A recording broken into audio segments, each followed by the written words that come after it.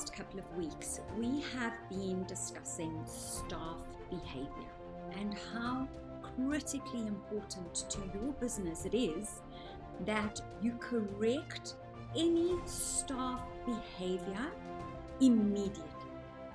So we've been through a lot of examples in the last 2 weeks, but to give you one example, perhaps a therapist who sits crossed-armed and rolls her eyes at a comment that is made in a meeting, or at a treatment that has been moved from her column.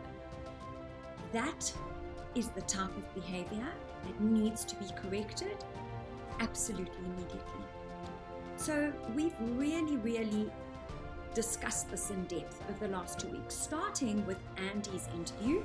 If you missed it, you simply must go and have a look. It's on our YouTube channel, Spa Professionals Guild. Go and have a look. Make sure that you catch that interview because he has some priceless golden nuggets to share about this.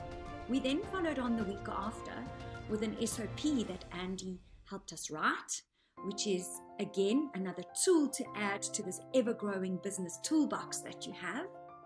And the SOP also dealt with giving you some step-by-step instructions on how to deal with this and how to make sure that you deal with it immediately and quickly.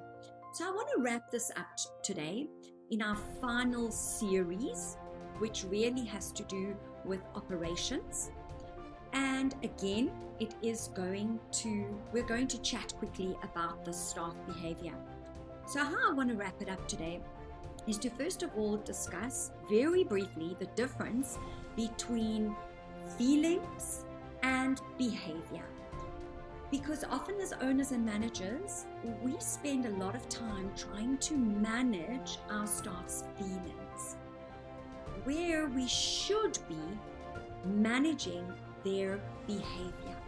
So the difference quickly, behavior is something that is visible. You can see it physically. So for example, I cross my arms, I roll my eyes, I flick my hair. That is something visible. You can see, you can fix immediately. Feelings, however, are something that is felt on the inside. So whilst some people might make their feelings visible, most don't. So try and avoid spending a lot of time managing your clients' or your staff's feelings, and rather spend more time managing their behavior. And I want to give you one very simple example to really drive home this point about the fact that you should be correcting behavior immediately. And as soon as I tell you this example, I'm sure you're going to agree it's something that you would address and fix immediately. So the example is you're standing at your spa's reception, the telephone rings, and your receptionist answers the phone. However, her greeting isn't as per company policy or as per SOP. So let me ask you a question. Would you correct her greeting immediately as soon as the phone is put down, or would you leave it till the next meeting or till the next KPI? Absolutely not. You would correct it immediately, right there and then it's done. Okay, so exactly the same way, if you have a therapist with behavioral issues, something you can see, rolling eyes, always late and walks in without apologizing, even excusing herself, little niggly things, sits crossed-armed in all the meetings, perhaps with an angry face, little niggly behavioral issues, they need to be sorted out right there and then.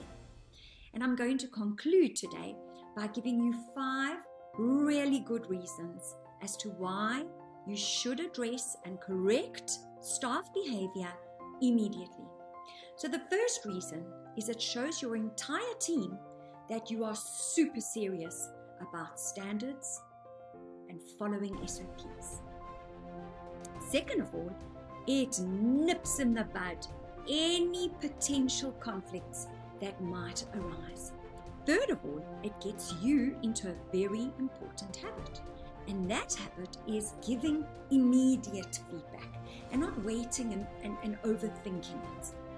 fourth very important reason is it keeps the dramas out of the workplace. And we all know how much we dislike dealing with dramas in our spas.